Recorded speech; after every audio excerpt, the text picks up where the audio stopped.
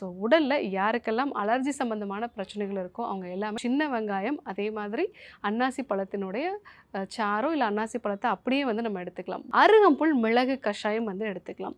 இதுவும் ஹிஸ்டமினோட அந்த செக்ரீஷனை வந்து குறைக்கும். அந்த ஹிஸ்டமினை வந்து உடைக்கக்கூடிய டை அமினோ ஆக்சிடேஸ்ன்னு சொன்னேன் இல்லைங்களா, அந்த என்சைமோட அளவையும் வந்து இது அதிகப்படுத்தும்.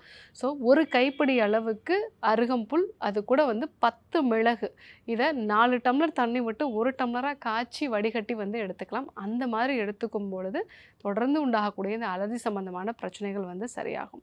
ஸோ உடலில் அடிக்கடி அலர்ஜி உண்டாகிறது, இதுக்காக ரெகுலராக மாத்திரை எடுத்துக்கொள்ளக்கூடிய நபர்கள், ஸோ இந்த பிரச்சனையை பற்றி தான் நம்ம இன்றைக்கி பார்த்தோம். இதற்கான காரணங்களும் ஹிஸ்டமின் எப்படி இதற்கு காரணமாக இருக்குது, இதை சரி செய்கிறதுக்கு சின்ன வெங்காயம், அதே மாதிரி அன்னாசி பழம், அருகம்புல் மிளகு கஷாயம் பற்றியும் நம்ம வந்து பார்த்தோம்.